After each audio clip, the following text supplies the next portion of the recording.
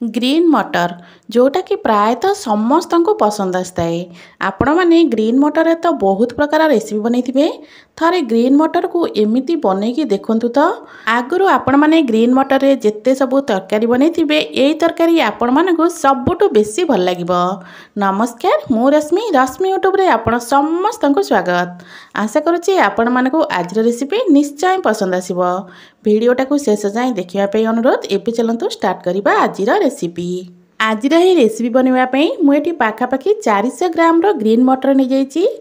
Green मटर पूरा ये फ्रेश अच्छी। एवं चलतु गोटे ग्राइंडर जार नवा। एवं जार रे सबू जाक ग्रीन मटर को देदेबा। तो ये मुझे 400 ग्राम ग्रीन मटर को ग्राइंडर जार दे देची। ग्रीन मटर दे सारा पर एबे चलतु एबे देदेबा खंडे अदा। ता सहित ये मुझे 2टा कंचा लंका नहीं। जदि आपण माने राग अधिक खाऊे तो आपण माने अधिक कंचा लंका दे पारे।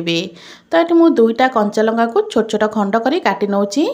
एबे से आम अल्प पानी दबा। अल्प पानी देकी या चिकन कर बाटी आनिबा। बिल्कुल भी खदखदड़िया कर बाटबेनी, पूरा चिकन कर बाटी नेबे। तो ये मुझे 2 चम्मच परिका पानी दे दूची। बस पानी दे सारा पर या चिकन कर बाटिकी नहीं आसवा। ये मुझे कही रखुच्छी जदि आपण मानक आज रेसिपी भल लगे वीडियो को लाइक शेयर सब्सक्राइब निश्चय करने। तो बाटी सारा पर गोटे बाउल रखी नहीं। एबे से दबा स्वाद अनुसार लुण, अल्प टिके मुझे हलदी गुंड। ये मुझे बेसन नहीं। बेसन ये 2 ରୁ 3 चम्मच परिका दबा। ये छोट चामच 2 ରୁ 3 चम्मच बेसन देवे, बेसी बेसन देवेनी। तो 2-3 चम्मच बेसन दे सारा पर एबे चलतु आपको भल भाव गोल नवा। एबे बटा मटर आ बेसन को भलसे गोल नहीं। बैटर कंसिस्टेंसी देखिपे एमती ही रखिए, आठू बेसी पतला रखिएनी। तो एबे चलतु गोटे केक टिन नहीं जा। केक टिन में अल्प टिके तेल केक टिन चारिपटे भल भाव लगे नवा। जदि आपण मान पाखरे एमती केक टिन नथिबो तो आपण माने स्टील प्लेट नहीं पारे। तो ये केक टिन में बाटिकी रखि मटर को देदेबा। जदि आपण माने ए बैटर को बेसी पतला करदेवे तो यहाँ सीझापी टिके अधिक समय नब। तो देखिपे बैटर कंसिस्टेंसी मुझे जमी रखी। आपण मैंने बैटर कंसिस्टेंसी को एमती ही रखिए। बैटर को दे सारा पर चारिपट को भल भाव स्प्रेड करनबा। आ चारिपट को पूरा सामान करने। जदि गोटे पट जगह टिके मोटा थी आ गोटे पट पतला थी तो सीझे टिके असुविधा हम। एमती सामान करने कौन हम ना सबू जगह पूरा भल भाव सीझीज। तो ये देखिपे यहाँ को पूरा चारिपट सामान करने।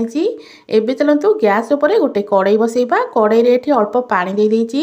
पानी गरम होला पर मझे गोटे स्टैंड रखिबा। एबे स्टैंड उपर केक टिन को रखी नबा। एबे ताको कवर करदबा 15 मिनिट पे छाड़िबा सिझिबा पई। एबे सिझुथिया भितर एबे चलतु मसला बनै नबा। मसला बनैबा पई गैस उपर गोटे कड़ई बसै देइछि। एबे सेथे दबा 2 चम्मच सोरिष तेल। तेल आमर टिके गरम होला पर एबे दबा अल्प गोटा मसला। गोटा मसला रे आपण पाखरे जहाँ भी थिबो आपण माने नै परिबे।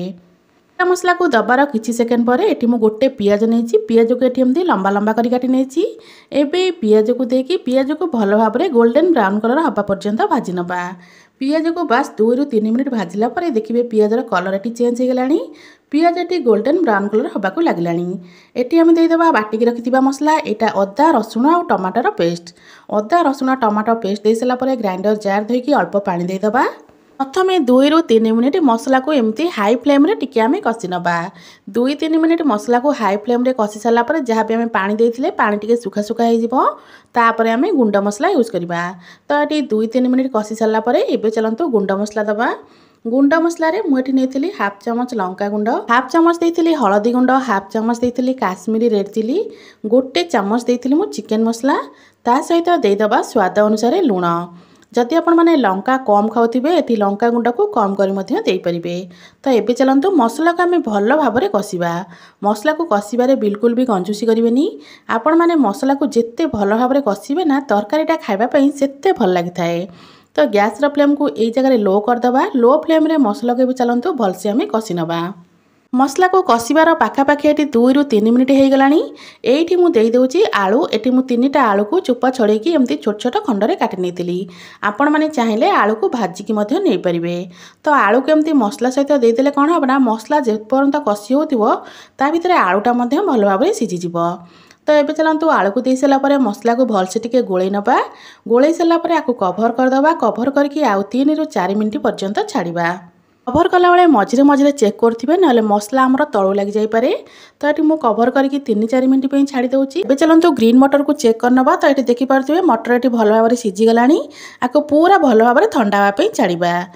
ठंडा है तार छोट छोट पीस करें काटि नवा। तो ये चलते मसला को कषार पाखापाखि 3-4 मिनिट हो गला। मसलार बहुत बढ़िया बास्ना आसला। तो मसला ये आम भल भाव में कषिगला। तेल से ऊपर उपरक आसला। मसला को ये चलते टिके एपट सेपट कर गोले नवा। गोले सारापर आम ये पानी दबा। आपण मानक जी झोल दरकार आपण मैंने से हिसाब से पानी ऐड करेंगे। पानी सब गरम पानी देवे। गरम पानी देले तरकारी टेस्टा बहुत बढ़िया आए। तो मो मसला को कषिया भितर आरपट चूल्हे अल्प पानी को भल भाव में गरम करनी। एबे से पानी को ये आम दबा। मुझे तरकारी को भात में खावाई बनई से टिके अधिक पानी देती। जदि आपण मैंने रुटी में खावाई बनाऊे तो सुखा सुखा बनइबे पानी बहुत कम ये देवे। तो मुझे गोटे बड़ ग्लास रे गोटे ग्लास भाया पानी देती। पानी दे सारापर आपको टिके भल भाव में आम गोले नवा। गैस फ्लेम को हाई करने। तरकारी गोटे फुटा आसा पर्यंत छाड़ा। तरकारी रे गोटे फुटा आसीगला गैस फ्लेम को बिल्कुल लो करदे। एबे आम कभर करना। कभर करके भल भाव में सीझापी छाड़ा। तरकारी आमर फुटवाक लगे। एबे चलते कभर करके सीझापी छाड़ा। तरकारी आमर सीझुवा भितर एबे चलते चेक करना। ग्रीन मटर आम जो पनीर परिका बनई यहाँ आमर ये पूरा ठंडा हो गला। एबे को चलते छोट छोट पीस रे काटि नवा। आपण मानक जेमिति पसंद आपण माने सेमिति काटि परिबे। मुझे पनीर परिका पूरा स्क्वायर साइज रे काटिली। तो ये देखिपे यहाँ केते बढ़िया भाव में फुली जाइए। सहित बहुत सफ्ट अच्छी। आपण मैंने चाहिए आपको एमती तरकारी दे पारे। मुझे हाल्का टिके भाजी नहीं। तो भाजवाई प्यान उपर अल्प टिके तेल दबा। तेल आमर भल भाव में गरम हो सारापर एबे चलतु काटिक रखि पीस सब को प्यान में देदबा। गैस फ्लेम को ये मीडियम रखिथे। मीडियम आंचरे एबे आको आम हाल्का टिके कलर आसा पर्यंत भाजी नवा। बास आपको बेसी डीप फ्राए करार नहीं। बास ऊपर हाल्का हाल्का कलर आसा पर्यंत आपको आम एपट सेपट कर भाजी नवा। गोटे पटरे हाल्का कलर आसीगला आम आर पट को लौटेबा।